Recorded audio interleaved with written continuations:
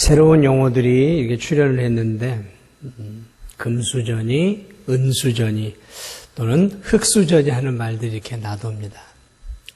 처음에는 무슨 말인가 했는데, 좋은 부모 밑에서 자란 사람들, 그래서 좋은 환경 속에서 결국 좋은 위치에까지 올라가게 되었다라는 것. 이것을 이제 이런 자녀들을 금수저 자녀라고 얘기를 하고, 흙수저는 가정 환경이 좋지 못해서 제대로 배우지 못하고 또 부모의 백도 없어서 이 땅에서 사회에서 잘 적응하지 못하고 그저 비정규직이나 또는 파트타임 근로자로 이렇게 전전긍긍하고 있는 그러한 그 젊은 세대들이나 이런 사람들을 흙수저니 하는 그 비아냥거리는 그런 말들을 이렇게 사용하는 것들을 보게 됩니다. 그러고 보면 사람들은 부자가 되는 것들을 원하는 것 같아요. 여러분도 다 부자가 되고 싶으시죠? 왜 대답을 안 하세요? 그냥 웃고 말아요? 그렇죠. 누가 가난하게 살기를 원하겠습니까? 다 여유 있는 삶을 살고 싶고 풍요로운 삶을 살고 싶죠. 남에게 아쉬운 소리 하면서 전전긍긍하게 살아가는 것은 그 누구도 원하지 않는 삶일 것입니다. 그러나 그 사람이 부자가 되기를 원하든 원치 않든 간에 세상엔 소수의 부자들이 있고 그리고 다수의 평범한 사람들과 또 그보다 못한 어려운 인생을 사는 사람들이 많이 있습니다.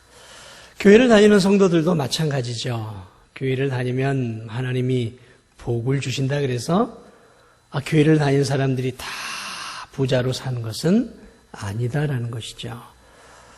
종종 우리는 전도할 때 교회 다니면 하나님이 만사 형통을 주신다 그래요. 물질의 복도 주신다 그래요. 그러나 여러분 우리 교인들을 보세요. 하나님을 믿고 이렇게 살아가고 있지만 다 부자가 되었습니까? 그렇지 않아요. 부자도 있죠. 그러나 근근히 먹고 사는 성도들도 적지 않아요. 아니 어려운 환경 속에서 살아가는 성도들도 적지 않다라는 것이죠. 그러므로 이 부자가 되었다는 것, 이것은 하나님이 이 땅에서 주신 또 다른 복임이 틀림없는 거예요. 그것이 복이 아니다 말할 수 없는 거예요. 모든 복은 하나님으로부터 오는 것이니까 내가 부자로 산다라는 것은 복된 일인 것이죠. 그런데 제 문제는 뭐냐면 그러면 어디까지가 부자냐라는 경계죠. 어디까지가 부자예요? 10억을 갖고 있어야 부자입니까? 집을 한 서너 채를 갖고 있어야 부자입니까? 이 부자의 경계가 사실은 좀 애매하지 않습니까? 남들처럼 떵떵거리는 논밭 몇십 마지기를 갖고 있어야 예전에는 부자라는 소리를 들었죠? 천석군이니 만석군이니 이렇게 예전에는 쌀가마로 직장을 했죠. 제 이름이 뭐였냐면 제 이름이 뭐예요? 백만이에요. 백만. 옛날에는 이 백만이라는 단위가 부자의 단위였어요. 그래서 부자를 뭐라 그랬어요? 백만 장자라 그랬어요. 그래서 우리 부모님이 태어날 때 야, 너 잘 먹고 잘 살아라.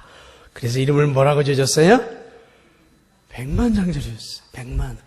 그런데 이 21세기를 살다 보니까 이 이름이 부자 이름이 아니에요. 소득도 올라가고 부자들이 많아서 이제는 백만장자라는 말 쓰지도 않고 뭐라 그래요? 억만장자를 써요. 억만장자. 부자. 저희 부모님도 제가 부자가 되기를 원하셨던 것 같아요. 그런데 어쩌죠? 제가 부자가 못됐어요. 오늘 성경에 부자에 대한 이야기가 좀 나오고 있어요. 디모데전서를 마무리하는 가운데 바울이 디모데에게 또 오늘 이 에베소 성도들을 향해 부자에 대한 말을 마지막에 써놓고 있어요. 왜 그럴까? 앞에서도 얘기했지만 이 부하려 하는 자들도 있고 또 물질의 노예가 되어서 세상을 쫓아가는 에베소 성도들이 있었단 말이죠. 그 6장에도 우리가 나오는데, 그래서 돈을 사랑함이 일만하게 뿌리다 하면서 에베소 6장 10절 그 위쪽으로 쭉 이렇게 돈에 대한 경고를 하면서 이 오늘 마지막 부분쯤에서는 무엇을 얘기하고 있냐면 좀 부한 사람들을 향해 말을 하고 있어요. 그러나 우리가 이 부자의 경계를 좀 다시 생각을 해봐야 돼요. 부자. 저는 부자를 이렇게 생각합니다. 성경이 말하는 부자도 제가 말하는 부자의 범위에서 벗어나지는 않아요. 먹고 사는데 여유가 있어요. 그리고 남에게 좀 베풀 수 있는 여유가 있는 사람을 저는 부자라고 말하고 싶어요. 물론 부자의 정도와 차이는 있겠지만 적어도 부자다라고 할 때는 내 삶에 여유가 있고 그리고 또 남에게 베풀 수 있는 삶에 여유가 있다면, 물질적인 여유가 있다면 그럼 부자라고 봐요. 부자죠. 그러한 개념에서 볼 때 오늘 이 자리에 앉아있는 많은 성도들은 뭘까요? 부자인 거죠. 옛날에 억만장자 핸드폰 없었어요. 가지고 다니는 휴대폰. 근데 여러분 다 핸드폰 갖고 다니잖아요. 예전에는 대기업 회장이나 갖고 다니는 핸드폰을 여러분들은 다 갖고 다녀요. 예전에는 대기업이나 있었던 인터넷 컴퓨터를 여러분들은 다 갖고 있죠. 상대적으로 빈곤한 시대지 과거에 비해서 우리는 어떤 측면에서 보면 굉장히 부를 누리고 살아가고 있죠.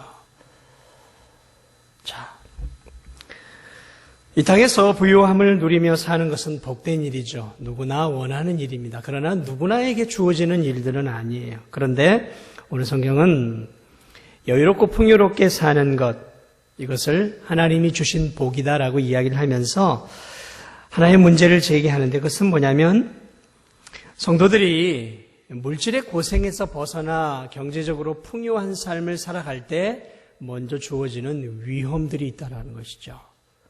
물질의 복을 받았을 때 주어지는 위험성들을 먼저 제기합니다. 어떤 문제들이 있을까요? 물질의 부요함을 누리게 되면 오늘 성경을 보니까 17절을 보면 내가 이 세대에서 부한 자들을 명하여 마음을 높이지 말고 라고 말하고 있어요. 그러니까 물질적으로 여유가 생기고 물질이 쌓여가면 필연적으로 사람의 마음에 무엇이 생기게 되면 교만한 마음이 생기게 된다는 것이죠. 내가 이렇게 노력하고 땀을 흘리고 수고했기 때문에 내가 이런 부를 쌓은 거야 라고 뭘 느끼냐면 자만함을 느끼기 시작한다는 것이죠.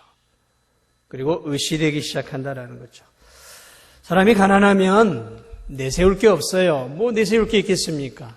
그러니까 적어도 크게 교만하지는 않아요. 그런데 뭔가 내세울 만한 것들이 내 안에 생기기 시작하면 그것을 자랑하고 싶어 하고 그것으로 상대와 비교하면서 우월감을 갖기 시작하는 것이죠. 그리고 내가 너보다는 낫다. 이렇게 자기 자랑을 하기 시작하죠. 그러면 오늘 마음을 높이지 말아라 부한 자들에게 이렇게 경고하고 있습니다.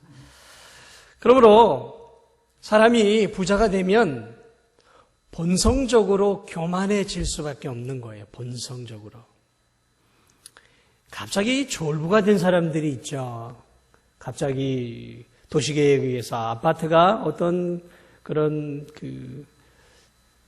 지역에 이렇게 되면은 그 지역의 땅값이 막 천정부지로 올라가야 된단 말이죠. 그러면 거기에 농토를 갖고 있는 사람은 순식간에 뭐가 되냐면 졸부가 되는 거예요. 그래 뭐 근근히 농사지며 먹고 살던 사람이 하루아침에 수십억 재산가가 되는 일이죠. 이런 일들이 이제 예전에 참 많이 일어났어요. 저런 예전에 강남 같은데 땅을 갖고 있었던 사람들은 졸부가 됐어요. 다. 이렇게 갑자기 부자가 되거나 또는 뭐 복권이 당첨된다거나 또는 하는 사업이 갑자기 잘 돼서 주체할 수 없는 그런 부를 가지게 되었을 때 이 사람들 마음속에 뭐가 생기냐면 교만한 마음들이 생기는 거죠.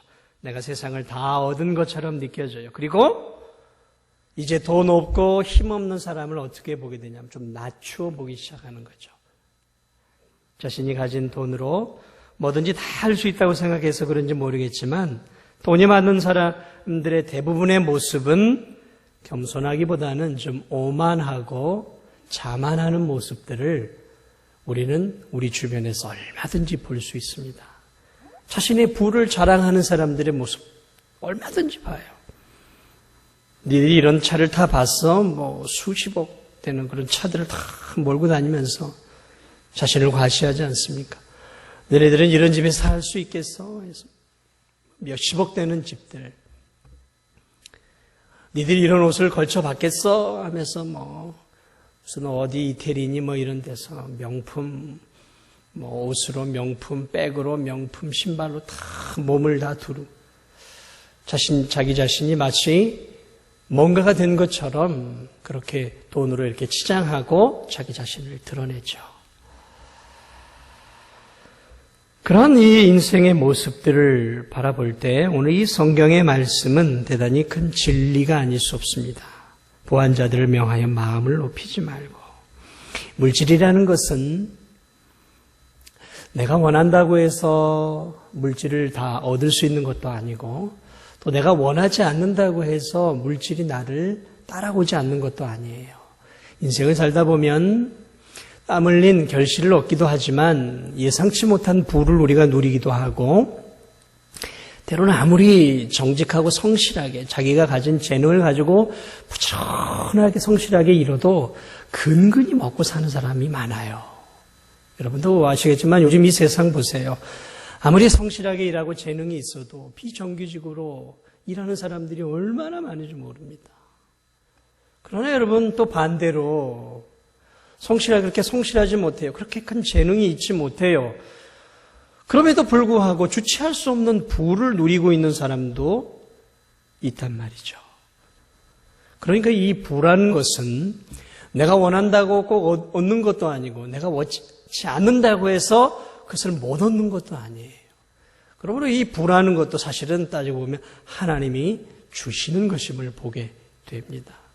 그런데 이 주시는 부를 가지고 마치 내가 노력해서 내가 땀 흘려서 이것을 내가 다 얻었다라고 교만한다라는 것은 대단히 큰 착각에 빠지는 것이죠.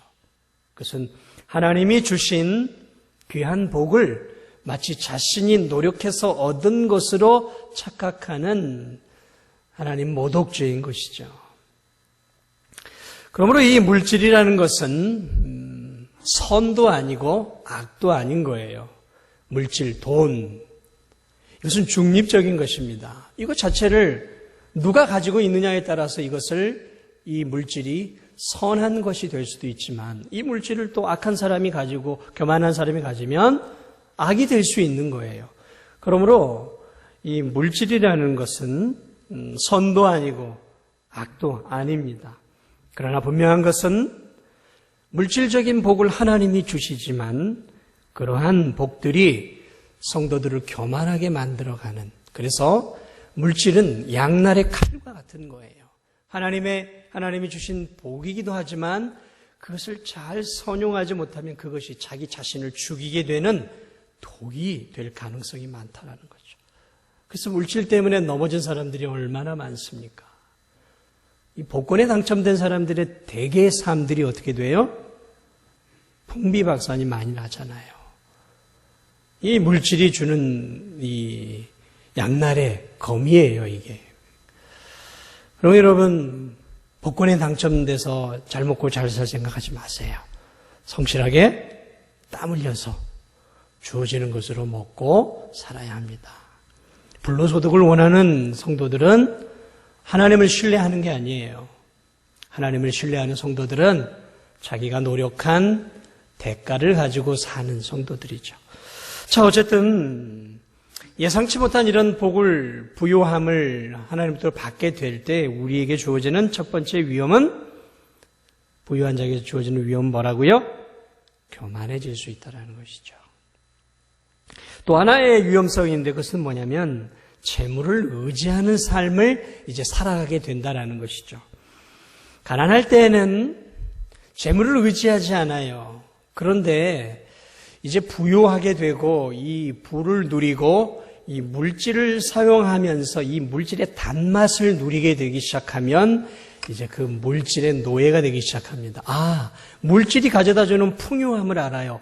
물질이 가져다주는 그 힘을 맛보기 시작한다는 것이죠. 우리같이 평범하게 사는 사람들이야 이 물질이 주는 그 깊은 단맛을 잘 모르죠. 그러나 정말 부자가 되어서 살아가는 사람들은 그 물질의 맛을 알아요. 그러니까 절대로 그 물질을 놓치지 못하는 거죠. 많은 물질, 그것은 우리의 지위를 상승시켜줍니다. 여러분, 돈 많은 사람들이 보세요. 사실 이 세상은 돈 많은 사람들이 어떻게 보면 움직여가는 거예요. 정치하는 사람들을 뒤에서 움직여가는 게 누구예요? 돈 있는 사람들이에요. 정치인들을 움직이고 있지 않습니까? 심지어는 법조계나 이런 검찰, 경찰 이 밑바닥에 깔려있는 그 사람들을 움직이는 힘도 뭐예요? 돈이에요, 돈. 돈의 유동의 흐름에 따라 움직이고 있는 것들을 여러분 우리가 최근에 이 매스컴을 통해 잘 보지 않습니까? 이 돈이라는 것이요 굉장한 위력이 있는 거예요. 그래서 돈을 많이 갖고 있는 사람이 어른입니다. 세상은 그래요. 세상의 어른은 돈을 많이 갖고 있는 사람이에요. 세상에 힘 있는 자는 돈을 많이 갖고 있는 자들이에요. 돈을 많이 갖고 있어야 인정도 받고 대접도 받습니다. 심지어 나이 든 부모도 뭘 갖고 있어야 자식들에게 죽을 때까지 인정을 받아요? 돈을 갖고 있어야 돼요. 그러니까 돈 꽉 갖고 계세요. 자식들 다 주지 마세요. 예, 아시겠습니까? 다 자식들 왜 줍니까? 다 꼭 갖고 계세요. 그러다 돌아가실 때쯤 되면 하나님께 헌금하고 성경 헌금하고 가세요. 자식들 이제 자립하라 그러세요. 자꾸 성실하게 일하는 자녀들이 부모 재산 힐끔힐끔 바라보면 성실하게 일하지 못해요. 돈이 얼마나 위력이 있는지 몰라요. 그래서 사람이 재물이 많게 되면 부자일수록 돈을 의지하게 되어 있어요. 돈에 내 인생을 겁니다. 여러분, TV도 마찬가지지만 왜 돈 많은 사람들이 저렇게 혈안이 되어서 돈 벌려고 저렇게 몸부림칠까? 아니, 수백억을 갖고 있는 사람들이 왜 저렇게 치졸하게 싸움을 하는 것일까? 예를 들어, 좀 보세요. 이 롯데가에 무슨 삼성가니, 현대가니, 이 재벌들, 그 부모 돌아갈 때쯤 되면 자식들이 그 재산 가지고 얼마나 법정에서 투쟁합니까? 꼴불견 나는 일들이잖아요. 저희같이 돈 없는 사람들이 이렇게 보면 아니 저 사람들은 최소한 수천억을 기본적으로 갖고 있는 사람들인데 어떻게 더 갖게 있다고 저렇게 싸우나. 우린 그렇게 생각할 수 있죠. 그런데 그 사람들은 안 그래요. 왜 그런지 아세요? 돈의 위력을 알아요. 돈의 단맛에 빠져 있단 말이죠. 그러니까 절대 형제 우애 필요 없는 거예요. 돈이 가져다 주는 위력을 알기 때문에 거기에 인생을 거는 거예요. 그래서 사실 그리스도인들이 너무 큰 부를 가지는 것은 대단히 어떤 측면에서 보면 위험성도 있는 것이죠. 물론 우리가 잘 믿음으로 준비되어 있다면 그 돈을 또 잘 선용하는 선한 그리스도인 부자들도 적지 않게 있지만 이 돈 때문에 인생의 목표가 바뀌어지고 돈 때문에 하나님보다 물질을 더 의지하는 성도들이 많이 생겨가는 것이 오늘의 현실 아닙니까? 가난할 때에는 주님만 찾았어요. 가난할 때에는 정직했어요. 가난할 때에는 주님만 바라봤어요. 주여, 주여 하면서 밤낮으로 주님께 부르짖어 기도했어요. 하나님만 바라봤어요. 하나님만 의지했어요.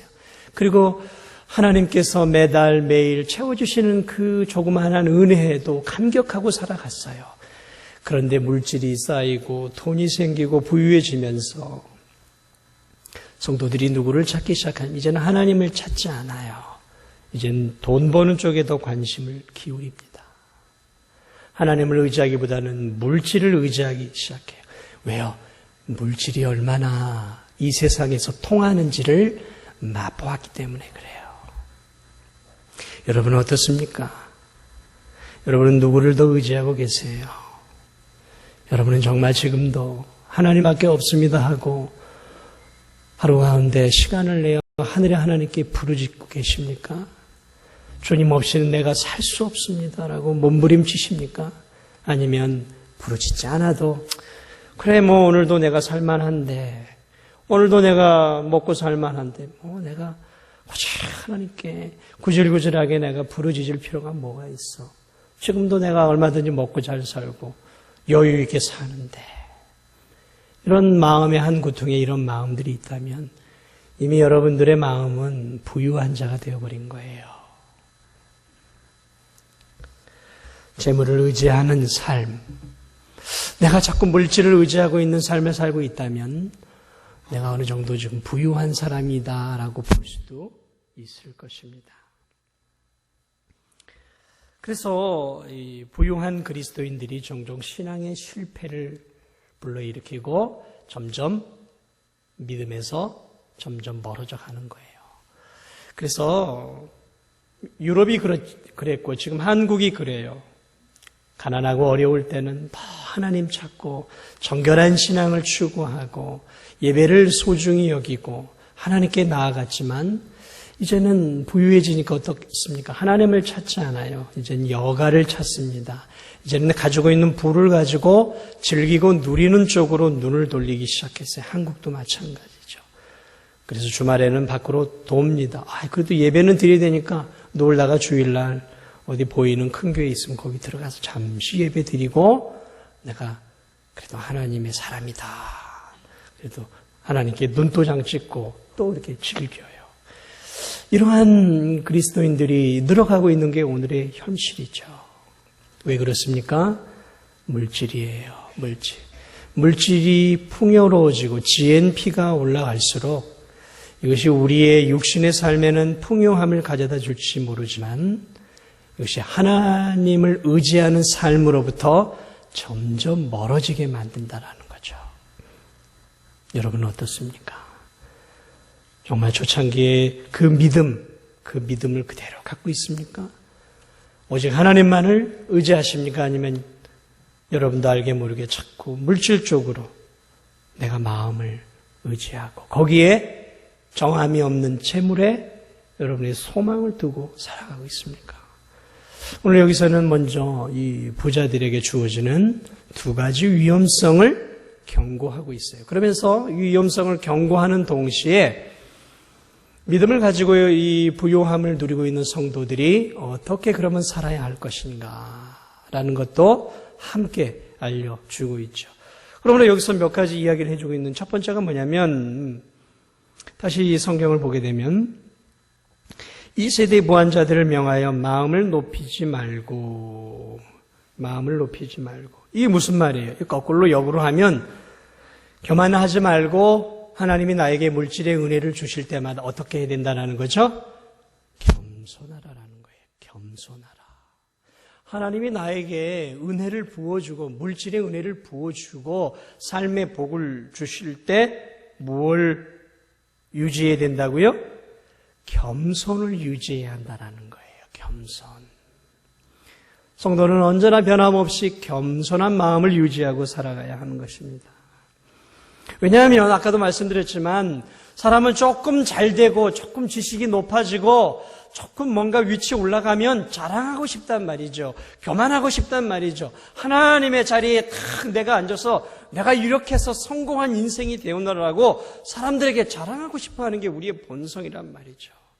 그러므로 잘 될 때, 성공할 때, 재물이 쌓여가고 인정받아갈 때 더욱더 겸손해질 수 있어야 되는 것이죠. 그런데 여러분, 겸손이라는 게 그리 쉬워지는 거예요?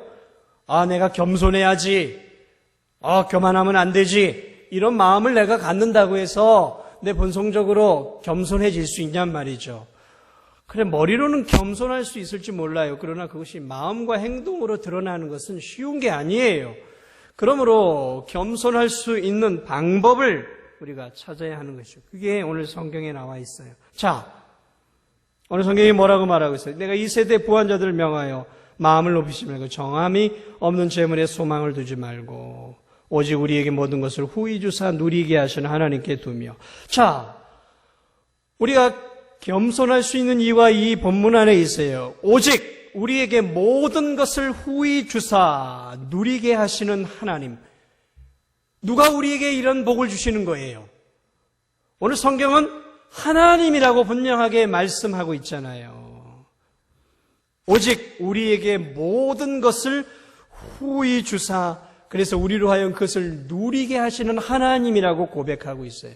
그러니까 물질적인 부유함을 하나님으로부터 내가 받을 수 있단 말이죠. 하나님이 우리에게 그런 복을 주신단 말이죠. 그러면 그런 복을 받을 때 이것이 내 노력과 땀의 결실만이 아니라 하늘의 하나님께서 내게 생명과 건강과 은혜를 내려주셨기 때문에 내가 이러한 물질의 복을 받았다라는, 하나님이 나에게 주었다라는 그 분명한 확신과 믿음을 가질 때 우리가 교만하지 않을 수 있다는 거죠. 그렇지 않겠습니까? 내가 얻었고, 내가 땀 흘렸고, 내가 지혜롭게 인생을 살아서 얻었다라고 내가 느끼면 교만할 수밖에 없는 거예요. 그런데 주신 것도 여호와시요. 주신 게 누구예요? 여호와 하나님이다라는 분명한 의식을 갖고 있다면 우리가 교만할 수 없는 것이죠. 주님 감사합니다. 부족한 자에게 이런 은혜를 주시네요. 이런 물질적인 복을 주시고, 이런 건강의 복을 주시고, 이런 가정의 평안함을 주시네요. 그러므로 우리가 물질적인 여유가 생기고 복을 누릴 때 항상 잊지 말아야 할 것은 내게로 주어진 이 모든 복들, 하늘에 속한 신령한 구원의 복과 그리고 이 땅의 건강의 복을 비롯해서 하나님이 내게 주시는 삶의 모든 복은 어디로부터 오는 거예요? 하나님께로부터 온다라는 사실을 우리가 늘 그래서 기억하고 살아야 하는 거예요. 이것을 놓칠 때 하나님이 그에게 부어주신 그러한 이 삶의 부요한 그런 경제적인 여유가 그 성도에게는 저주가 될 수 있는 거예요. 물질은 그래서 참 두려운 거예요. 이게 양날의 검이에요. 이거 조금만 잘못 사용하면 그 사람 신앙이 밑바닥으로 곤두박질을 쳐요. 그러한 성도들이 한둘이 아니에요. 오늘 이 시대 한국교회 기도가 죽은 이유가 뭔데요? 한국교회 예배가 죽어가고 있는 이유가 뭔데요? GNP가 올라가고 물질적으로 잘 살기 때문이에요. 신앙의 핍박이 이제는 없어요.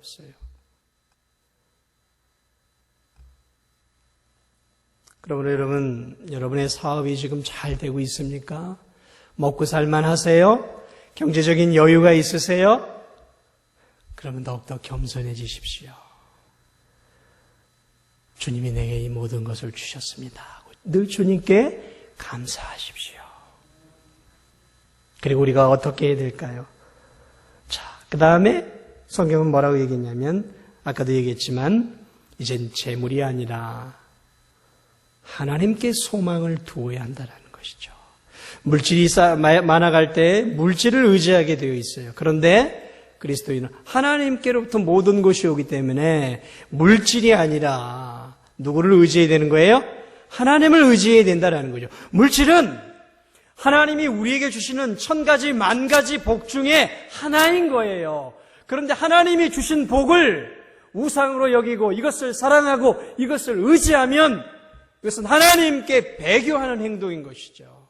물질은 섬김의 대상이 아니에요. 물질은 의지의 대상이 아니에요. 그저 하나님이 우리에게 주시는 많은 복 가운데 부스러기 복 중에 하나인 거예요. 그런데 이런 부스러기 복 하나를 가지고 내가 내 인생을 건다라는 것, 이것만큼 무모하고 어리석은 신앙이 없는 거죠. 그러므로 믿음의 사람은 이 부스러기 같은 물질의 복을 주시는 하나님을 의지해야 되는 거예요. 누구를 의지해야 된다고요? 하나님을 의지해야 되는 거예요. 모든 복은 한 곳으로부터 오는 거예요. 복의 근원이 되시는 하나님으로부터 오는 거란 말이죠. 우리에게 생명과 건강과 물질과 평안과 구원의 은총을 주시는 것은 하나님이란 말이죠. 그러므로 우리가 삶 속에서 물질이 있다 할지라도 이 물질은 소망의 대상이 아니에요. 왜냐하면 오늘 성경에 정함이 없다 그랬어요. 산과 같이 요동함이 없어야 되는데 이 물질은 흘러간단 말이죠. 있는 것 같은데 없어진단 말이죠. 없는 것 같은데 또 온단 말이죠. 왔다 갔다 하는 거예요. 정함이 없는 거예요. 그러나 하나님은 변치 않고 하나님은 언제나 우리를 사랑하시고 언제나 우리에게 복을 주시는 우리의 구주시란 말이죠. 그러므로 우리가 의지해야 하고 우리가 바라보고 우리가 소망해야 할 대상은 물질이 아니에요. 물질을 주시는 하나님이신 거죠. 우리 구주 예수 그리스도죠. 우리가 의지할 대상은 그분이에요. 그러면 여러분, 물질이 너무 이 땅에서 필요하고 물질이 우리에게 현세적인 삶을 살아갈 때 큰 힘이 되는 것, 제가 여러분 이것을 부정하는 거 아닙니다. 큰 힘이 돼요. 육신의 삶에 얼마나 큰 유익을 주는지 모릅니다. 그렇지 않습니까? 안락한 삶을 살 수 있잖아요. 편안한 삶을 살 수 있잖아요. 남들이 꿈꿔보는 그런 그림 같은 삶을 살아갈 수 있단 말이죠. 왜 물질의 단맛을 우리가 모르겠냔 말이죠. 그러나 여러분, 거기에 속임수가 있는 거예요. 거기에 함정이 있는 거예요. 그래서 세상 사람들은 물질이 신으로 보이는 거예요. 저 물질만 얻으면 저 물질이 나를 행복을 가져다 줄 거야. 저 물질만 얻으면 저 물질이 나를 만족시켜 줄 거야. 저 물질만 내가 가지면 10억만, 20억만 가지면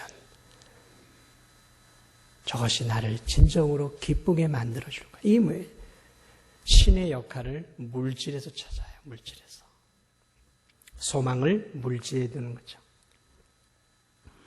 그러므로 우리는 그러한 마음이 들 때마다 우리는 고백할 수 있어야 돼요. 나의 소망은 천지를 지으신 여호와께 있다. 내 소망은, 내가 늘 소망하는 것은 천지를 지으시고 나를 구원하신 하나님께 있다라고 바라볼 수 있어야 되는 거예요. 그리고 그렇게 고백할 수 있어야 되는 거예요.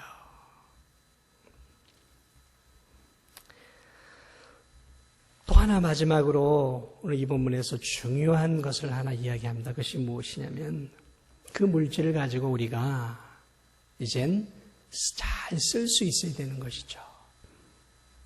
그것을 가지고 우리가 물질이 주어질 때 겸손해야 하고 하나님께로부터 온 것을 인정하고 하나님만을 바라봐야 하지만 하나님이 나에게 물질을 주셨다면 그러면 우리는 이 물질을 청지기 의식을 가지고 잘 선용할 수 있어야 되는 거예요. 하나님이 우리에게 생명은 하나씩밖에 안 주셨어요.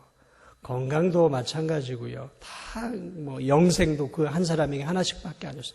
그런데 물질은 어떤 성도들에게 많이 주셨어요. 또 어떤 성도들은 적지 않게 주셨어요. 또 어떤 성도들은 쓸 만큼 주셨단 말이죠. 왜 딱 먹고 쓸 만큼만 주지 않고 하나님께서 어떤 성도들에게 넉넉하게 주셨을까요? 이야, 네가 신앙이 참 예쁘구나. 내가 네 신앙이 참 예뻐서 너 이 땅에서 잘 먹고 잘 살도록 내가 이 물질을 줄 테니까 마음껏 써라 하고 이래서 주시는 것일까요?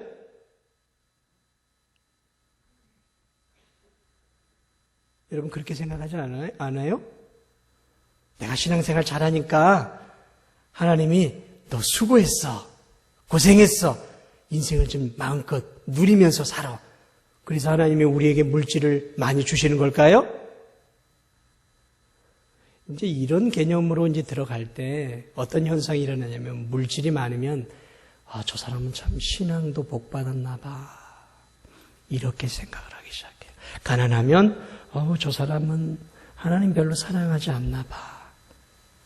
없이 살면 저 사람은 믿음도 참 부족할 거야.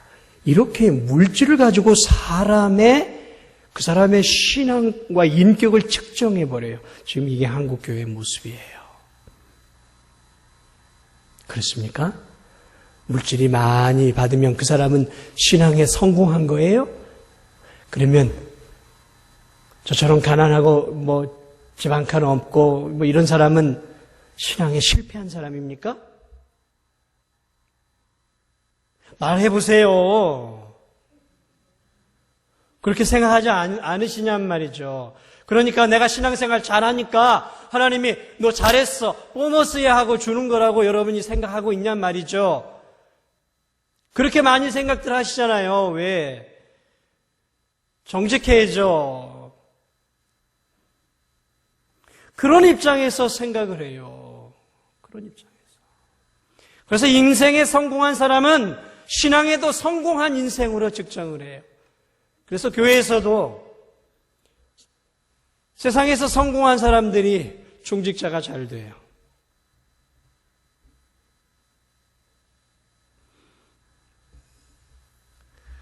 한심한 일이죠.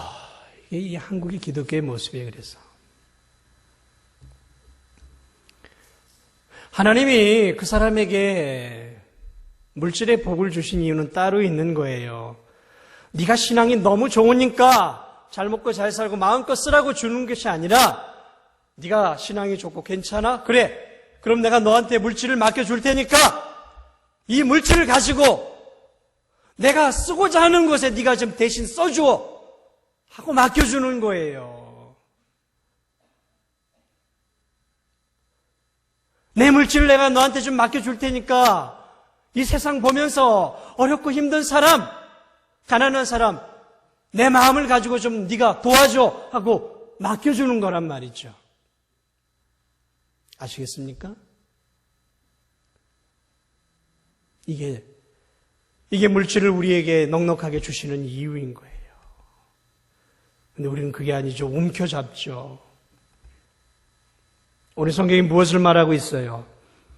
18절을 보세요. 선을 행하고 선한 사업을 많이 하고 나누어 주기를 좋아하며 너그러운 자가 되게 하라. 부자들로 하여금 이렇게 살도록 만들라라는 거죠. 여유가 있는 사람들에게 자기 자신만을 위해 살고 물질을 얻으려고 혈안이 되어 있고 돈을 우상으로 여기고 돈을 사랑하는 삶이 아니라 돈을 하나님이 나에게 맡겨주신 것으로 여기고 내 먹고 살고 그리고 그 남아있는 것들을 가지고 하나님께서 나에게 쓰라고 이 땅에서 선을 행하고 선한 사업에 부요한 자가 되고 나눠주고 베풀어주고 가난한 사람들, 힘든 사람들, 없는 사람들 도와주는 선한 그리스도인, 선한 이웃이 되라고 하나님이 물질을 우리들에게 넉넉하게 주셨다라는 것이죠. 물질의 개념을 우리가 그렇게 받아들여야 하는 거예요. 그것이 바른 물질관이죠. 그러므로 부가 많을수록 사실은 이런 부담을 느끼게 되는 거예요. 이 많은 부를 내가 하나님 어떻게 사용해야 합니까? 어떻게 하나님의 영광을 위해 사용해야 합니까? 라고 고백해야 되는 것이지. 어떻게 이 돈을 어디에 투자하지? 50%는 내가 땅에 투자하고 50%는 건물에 투자하고 50%는 증권에 투자하고 50%는 내가 한번 복권에 투자해볼까? 세상의 사람들은 그 돈을 가지고 어떻게 불릴까에 연구하죠. 그러나 그리스도인은 그래서는 안 되는 거예요. 그 나머지 돈들을 가지고 불리는 것이 아니라 하나님 내가 어디에 선하게 써야 합니까? 어떻게 해야 이 돈을 하나님의 나라와 의를 위해 써야 합니까? 그래서 우리는 그러한 여분의 돈을 가지고 하나님 나라를 위해 전도를 위해도 쓰고 선교를 위해도 쓰고 교회를 위해서도 써야 하고 하나님 나라를 위해 써야 하고 가난하고 불쌍한 이웃, NGO 사역 같은 선한 일들을 위해서 우리가 선한 이웃이 될 수 있어야 한다는 것이죠. 여러분, 우리 모두는 오늘 성경이 말하고 있는 큰 부자는 아니에요. 그러나 제가 볼 때 여러분들은, 제가 볼 때 부자는 예수님을 믿고 부요하신 그리스도를 누리고 그리고 조금 나눌 수 있는 것이 있다면 저는 그것이 부자라고 생각합니다. 비록 큰 부자는 아니지만. 그러면 여러분, 오늘 여러분이 가지고 있는 물질, 다시 한번 생각 깊이 하십시오. 왜 하나님이 나에게 이렇게 맡겨주셨는가? 적으면 적은 대로, 많으면 많은 대로. 그래서 물질의 유혹 앞에 무릎을 꿇고 물질을 섬기는 가룟 유다와 같은 어리석은 신앙인이 아니라 하나님이 주시는 그 수많은 복 중에 하나로 여기고 그리고 그에게 주어진 그 물질을 가지고 언제나 하나님을 소망하면서 내게 주어진 물질을 가지고 이 물질을 선하게 선한 사업에 부여하고 나눠주기에 힘쓰고 어디에 도울지 민감하게 움직이면서 우리 진도 지역을 더 아름답게 만들어가고 또 우리 교회 안에 연약한 성도들이 있다면 이게 우선이 우리 성도들 아닙니까? 먼저 우리 성도들을 챙겨줘야죠. 밥 한 끼 먼저 사주고 뭐 어려운 거 있으면 좀 돕고 그리고 조금 눈을 돌려서 이 진도 지역도 바라보면서 내 주변의 마을 돌아보면서 그리스도인들은 참 선한 이웃이구나. 그리스도인들은 이렇게 물질을, 사랑을 나누어 줄 수 있는 사람들이구나라는 본래 나눔을 먼저 실천하셨던 그 예수 그리스도를 닮아갈 수 있는 저와 우리 진도중앙교회 모든 교우들이 되시기를 주님의 이름으로 축원합니다.